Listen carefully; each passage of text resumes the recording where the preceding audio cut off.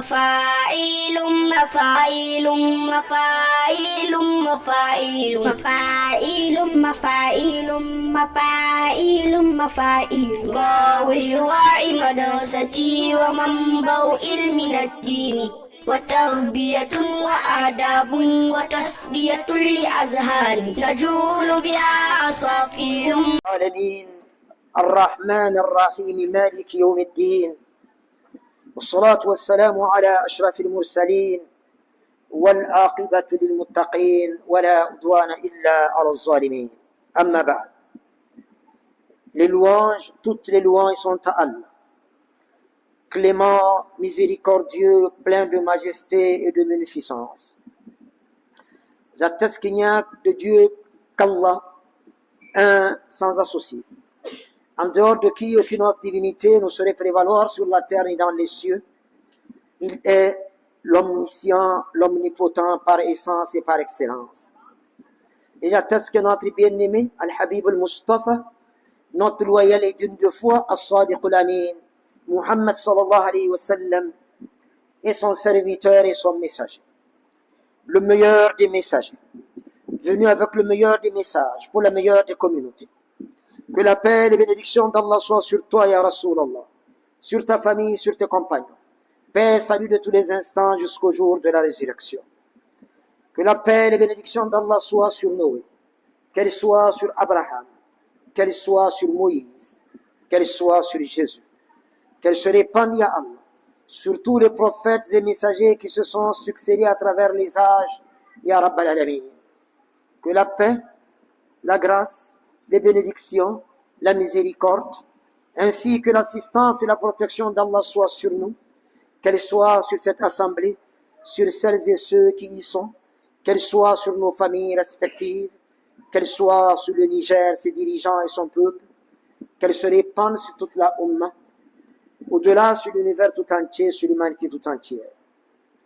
Et que ce jour saint de vendredi, cet instant solennel du sermon, la prière qui va suivre, Inch'Allah, dans quelques instants, ainsi que toutes nos bonnes œuvres témoignent pour nous, ya Allah, le jour où les enfants, les richesses, le pouvoir, les alliances et relations ne seront plus d'aucun secours, et que seuls seront sauvés devant leur Seigneur, ceux qui l'auront rencontré avec un cœur saint, que nous soyons de ceux-là, ya Rabbal Alamin. Serviteurs du très glorieux, du très miséricordieux, chers frères sur l'islam, c'est un rappel. Abu Sa'id al-Khudri radiallahu anhu rapporte avoir entendu le messager d'Allah sallallahu alayhi wa sallam dire que n'insultez pas mes compagnons.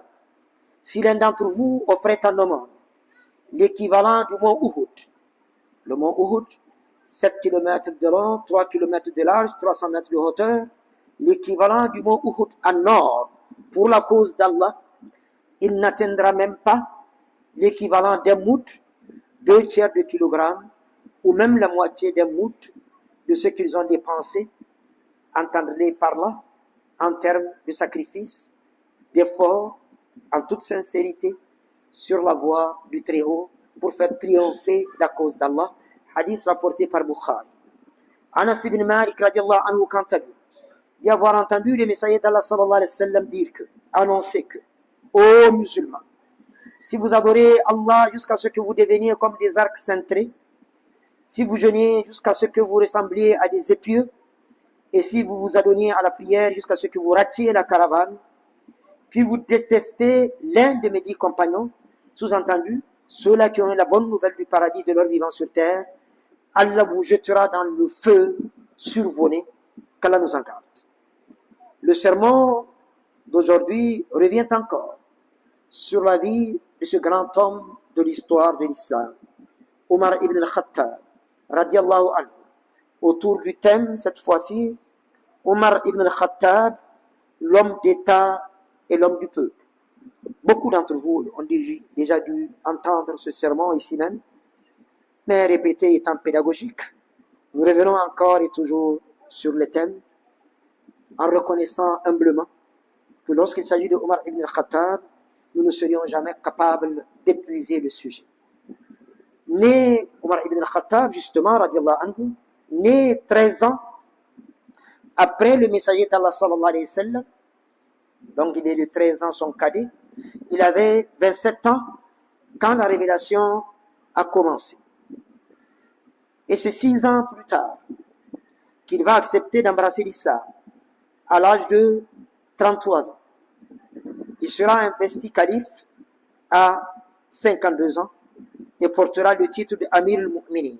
Il est le premier à porter le titre de Amir al-Mu'minin ou émir des croyants. Nommé plusieurs fois ambassadeur par sa communauté pour régler des différends, il faisait partie des 17 personnes qui savaient lire et écrire avant la révélation coranique. À une autre occasion, nous avons dit ici même que lorsque l'archange Jibril alayhi salam est venu avec le premier paquet de 5 versets, trouver le messager d'Allah sallallahu alayhi wa sallam dans la grotte de Hira. Bismillah ar-Rahman ar-Rahim. Iqra bismi rabbika allazi khalaq. Khalaqa al-insana min alaq. Iqra wa rabbuka al-akram. Alladhi 'allama bil qalam. 'Allama al-insana ma lam ya'lam. Qu'on peut traduire à peu près ainsi. Lis au nom de ton Seigneur qui a créé l'homme à partir d'une adhérence. Lui est ton Seigneur le plus généreux qui a enseigné à l'homme au moyen de la qalam, la plume, a enseigné à l'homme ce qu'il ne sait pas. 5 fois, référence est faite à la science, à la connaissance, au savoir, dans les 5 premiers versets révélés à Muhammad sallallahu alayhi wa sallam, lorsque Allah a décidé de s'adresser pour la dernière fois à l'humanité, dans la grotte de Hira, par le biais du meilleur des messagers, à travers le meilleur des messages, pour la meilleure des communautés. Il y avait à la Mecque et à Médine moins de 40 personnes qui savaient lire et écrire. Et Omar ibn al-Khattab fait partie de celles-là, de ces personnes-là, qui à l'époque déjà savaient lire et écrire.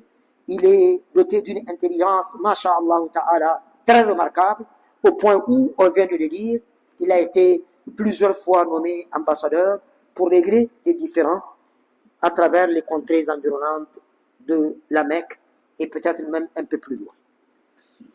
Serviteur du très miséricordieux, chers frères sur l'islam, autant dans la période sombre de la Jahiliya, Omar ibn al-Khattab, obnubilé par Satan, a eu à enterrer sa fille vivante. C'est la règle à l'époque, avec la bénédiction de Satan, qu'Allah nous en garde. Quand on a une fille, on l'enterre vivante. Notre mère a été une fille avant de nous porter, et pourtant, on estime qu'il est normal d'enterrer sa fille vivante pour mériter sa place dans cette communauté de profanes. Et le plus difficile en ce qui le concerne, selon ce qu'on a lu, et Allah est le plus savant, sa petite fille qui ne sait pas quel sort l'attend, pendant que Omar ibn al-Khattab est en train de creuser le trou pour l'enterrer, cette petite fille est en train d'enlever la poussière sur la barbe de son père et sur ses habits. Le sort qui l'attend est implacable. Tel que décidé par les hommes à l'époque, Omar ibn al-Khattab va l'enterrer quand même et rentrer solennellement en ville après avoir accompli, réalisé ce projet macabre. Plus tard, lorsque Allah va révéler وَإِذَا الْمَوْءُودَةُ سُئِلَتْ بِأَيِّ ذَنبٍ قُتِلَتْ. Au jour de la résurrection, la petite fille va traîner ses parents devant le trône du très glorieux, du très miséricordieux, devant le tribunal d'Allah subhanahu wa ta'ala, le juge suprême par essence et par excellence, et demander à ses parents, devant Allah subhanahu wa ta'ala, quel a bien pu être son péché, son tort, pour n'avoir eu de sa vie que le temps de mourir, pour être enterré vivant. Alors Omar ibn al-Khattab, après l'islam, se met à pleurer, au point où sa barbe et ses habits sont mouillés. Alors le messager d'Allah sallallahu alayhi wa sallam va voler à son secours et lui dire, Yaba Aba Khafs, la tatriba alayka, tu n'as aucune crainte à avoir, tu n'as aucune affliction à éprouver. Inna al-Islam yajubbu ma qabla. Tu es considéré comme n'avoir jamais enterré ta fille. Parce que tout simplement, l'islam efface tous les péchés antérieurs. quand on prononce la kalimatu shahada, la ilaha illallah, Muhammadun Rasulullah, pour entrer dans l'islam, même à 100 ans révolus, on est considéré comme étant né aujourd'hui, aucun péché à notre compte, mieux encore, il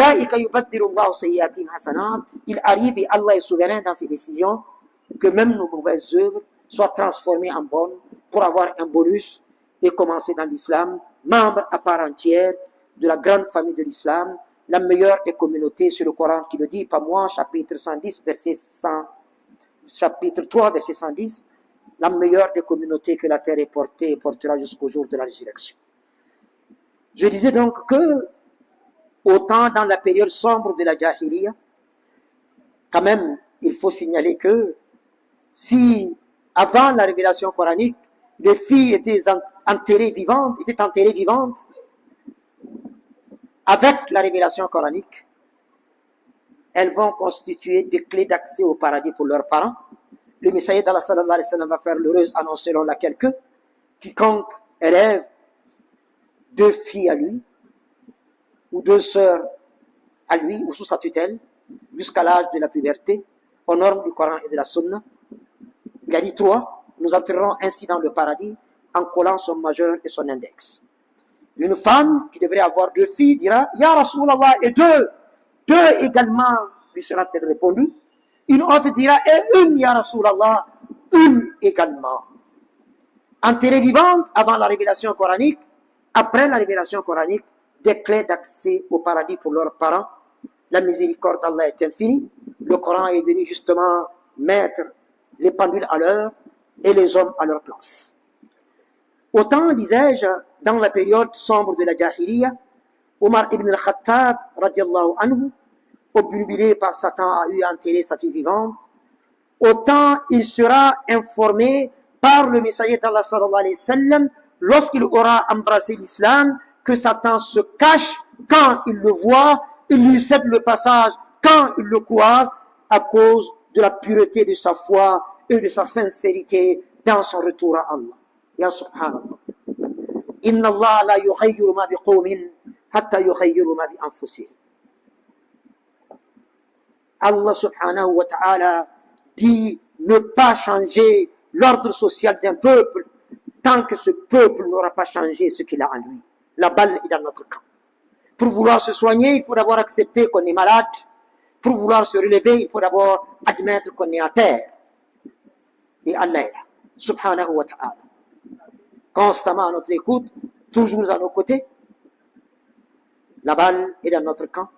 À nous de rectifier le tir, de reprendre contact avec le 7e ciel et réussir notre vie dans ce monde et dans l'au-delà.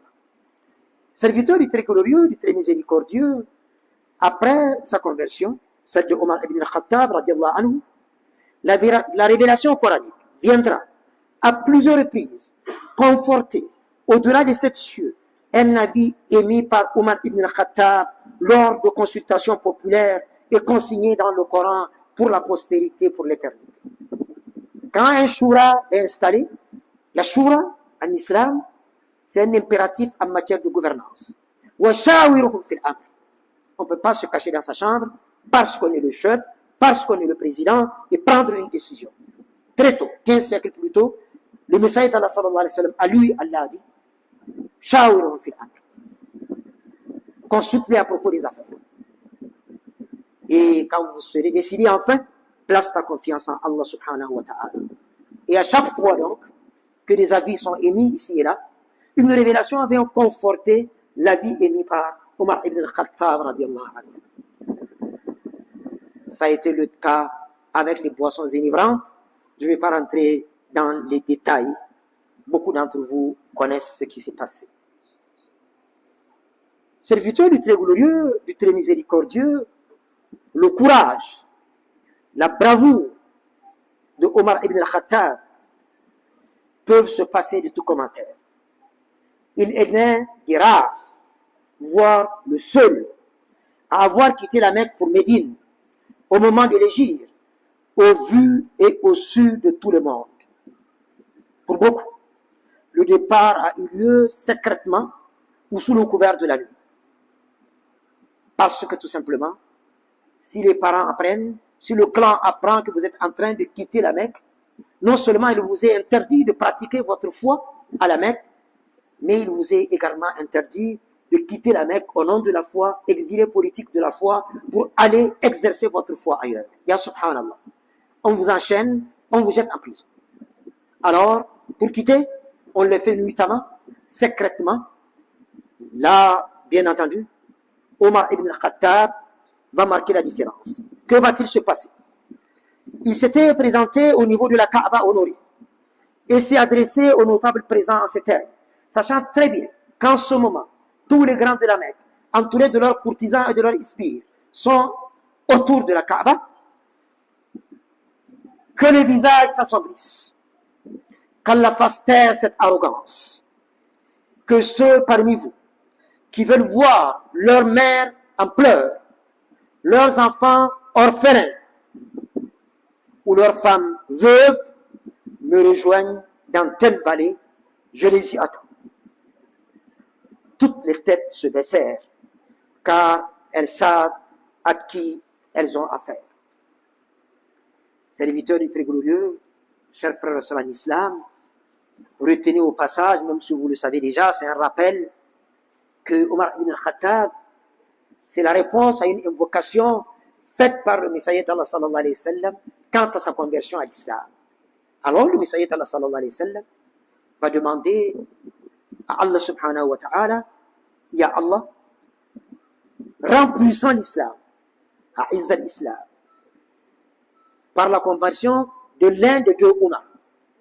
Omar ibn al-Khattab ou Amr ibn Hisham.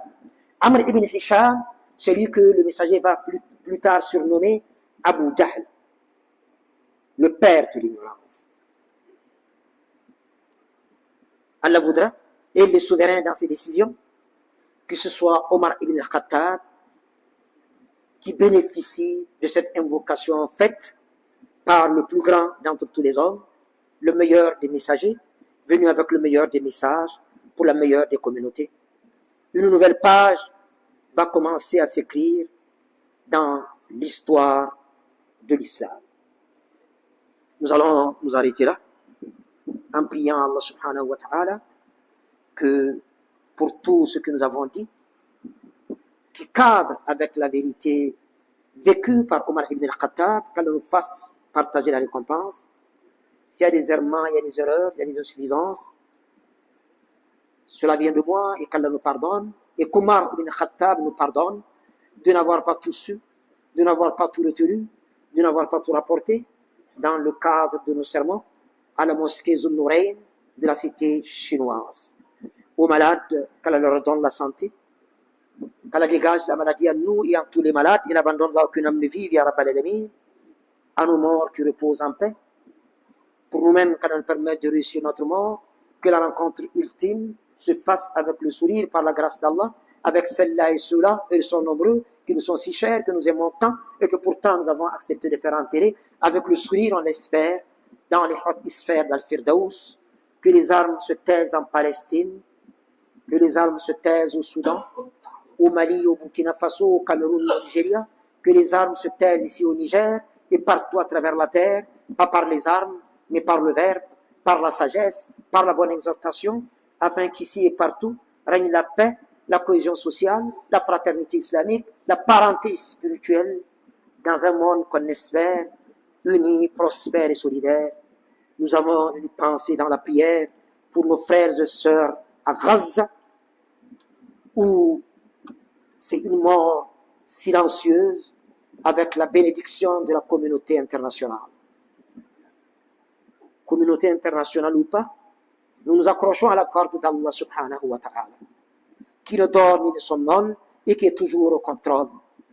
Qu'Allah, par des moyens dont nous ignorons, crée les conditions pour que les musulmans puissent se retrouver en terre de Palestine, libre, souveraine et indépendante, avec Jérusalem pour capitale, dans un avenir que l'on espère proche. Pour Allah, tout est possible. Avec Allah, tout le devient.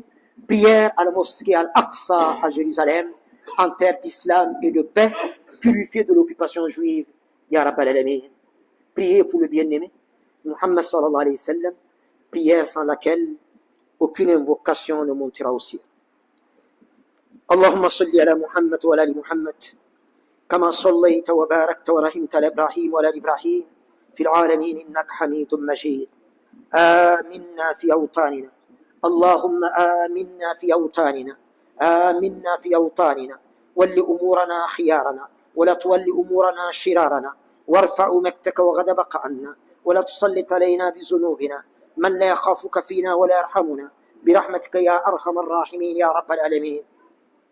اللهم اعز الاسلام والمسلمين وذل الشرك والمشركين، دمر اعداء الدين، وجل يا ربنا اللهم هذا البلد امنا مطمئنا رخاء وسائر بلاد المسلمين وسائر بلدان العالم يا رب العالمين. وصلي وسلم وبارك اللهم على محمد واله الطاهرين، وارض اللهم عن الخلفاء الراشدين وعن بقيه صحابه نبيك اجمعين، وعن التابعين وتابعي التابعين والتابعين لهم باحسان الى يوم الدين، وعنا معهم اجمعين بمنك وكرمك يا رحمن يا رحيم.